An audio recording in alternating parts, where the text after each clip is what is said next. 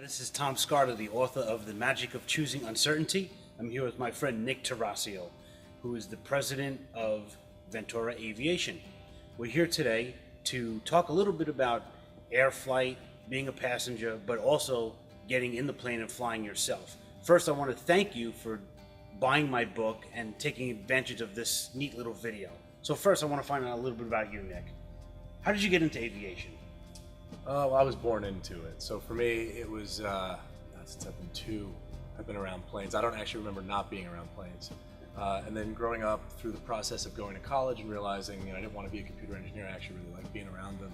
I just continued my path there. I ended up not finishing school, came to work full time with the family business, and was flying Learjets by the time I was 19. Wow. I remember you telling me a story about speaking at NASA at one point about... Yeah, so interestingly enough, it relates to that story. I got invited to speak at NASA out near San Francisco, just south of San Francisco. And they basically had a bunch of kids from all over the world that they brought in that were teenagers, that were really smart kids, and they were inventing stuff. So I got up and spoke about how you don't need to go to college, and that it's a waste of money and time. And interestingly enough, the students were the ones that reacted more negatively than the parents. Really? Yeah. That's interesting. Yeah, I think it was more of they had worked really hard and thought, well, that's what happens next. And I was challenging, and they're like, but what am I supposed to do instead? Right. I'm lost now. Yeah. Right? What am I going to do? So that's really interesting to me.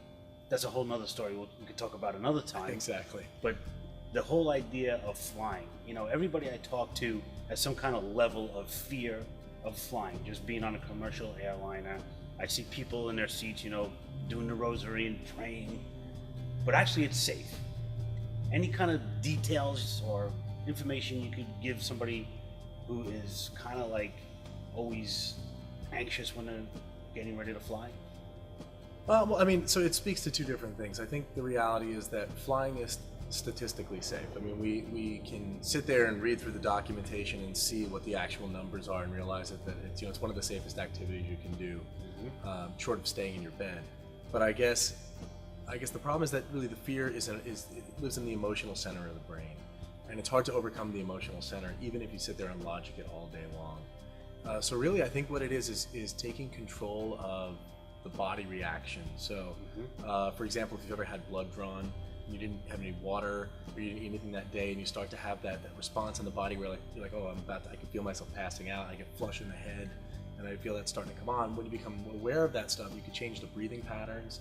And you can literally take over your own physiology. There's a lot of stuff called biofeedback that talks about this, consciously slowing your heart rate and stuff like that. So that's probably the first thing, is noticing the signs and realizing that it really lives within learning how to control your body's response. But it also is helpful to have those little thoughts of it's safe because, and nothing's going to happen because. So knowing some of the facts, knowing some of the information. So when the fear comes up, at least you have something to rebut yourself internally and say, look, I know this is okay because, I know this is okay because, Right. And so forth. So my biggest fear is the engines are going to shut off and the plane's going to drop out of the sky. That happens in cartoons. Right. So what's the reality? What's the aerodynamics behind all that? Well, so every airplane is, basically it's a glider. If you took a plane and could hold it up in the air and throw it, it would fly. It's built to fly. So interestingly enough, the bigger the plane, the better the glide ratio.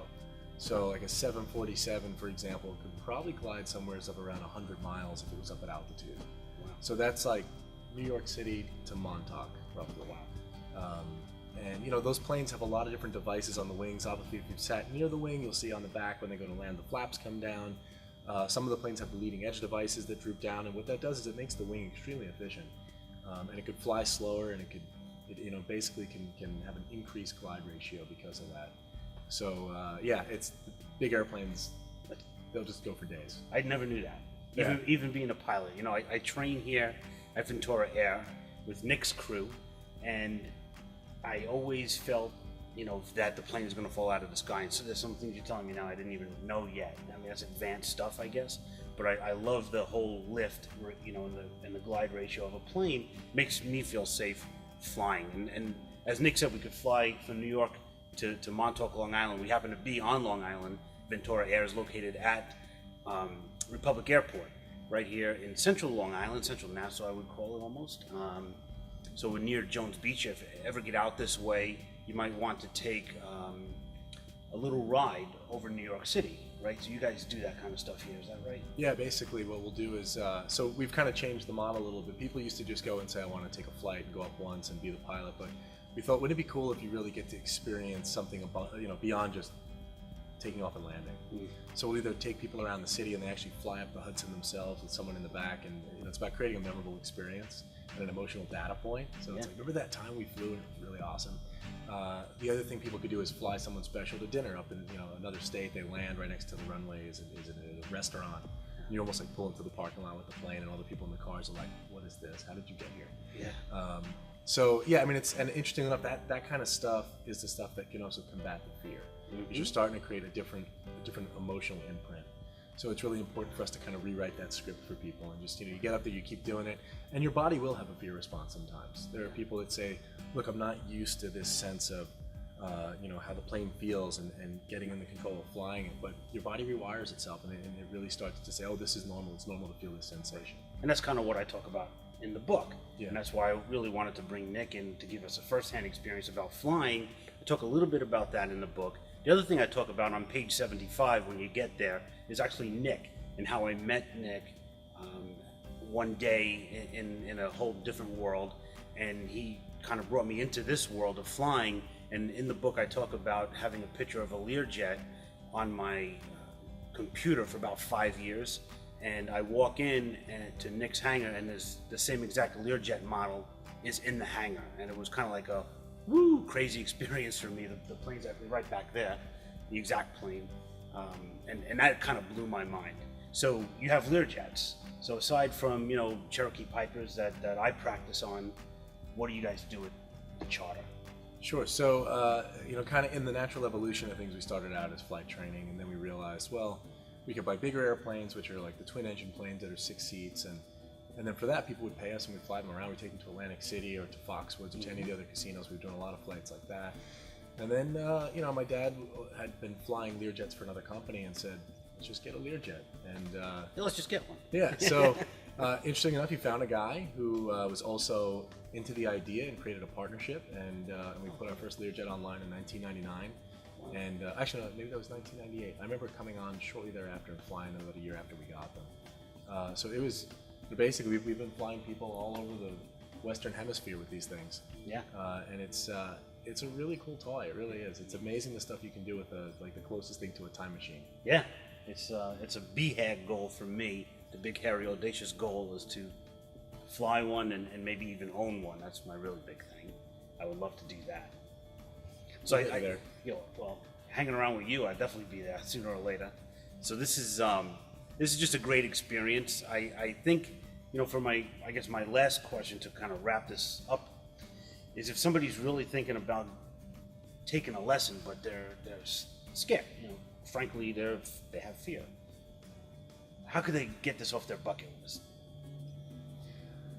Really, the best thing to do, I think, is find your local airport. Again, I mean, obviously we're in the New York area, but there's little airports everywhere in America, and there's great instructors, and there's, it really is, it's great environments that most of these flight schools are. It's a lot of people that are very passionate about this. They're not in it for the money, and they want more than anything to make new pilots, and not even to make new pilots, but just to make new experiences for people that have never done it before, so they can say, hey, I flew once, you should do it. Right. So the best thing you can do is go to the airport, find someone who just connects, you connect with, you feel like they really care about you and your experience, and talk to them and say, look, I'm afraid of flying. Maybe I want to sit in a classroom and talk with you about what it takes to fly. Maybe I want to sit in a plane, not even take off, just to feel what is it like to be in a seat. How is my body going to react to it? Some people have the experience of fear well up so badly just sitting in the pilot seat that it's just the act of getting in the plane and getting out, and getting in the plane again and getting out, and working through that routine of like, okay, this is going to become normal. And then for others, they say, look, okay, I know I'm scared. I'm just going to push myself out of my comfort zone. I'm just going to do the flight no matter what. Right. We'll keep it close to the airport. If I can't take it, we'll just say land right away. And I literally know of people that have come out terrified of flying and became pilots. Right. In fact, there's actually a woman who became an airshow pilot. Really? Yeah, she didn't come through here, but I remember reading her story, and she was absolutely afraid of flying. And now she's retired, and she flies around in a warbird at air shows. She fell so much in love with it, so it's very cool. I mean, that's what you have to do. You have to jump in, surf on the edge of your comfort zone, and really enjoy life. I mean, that's why we're here, right?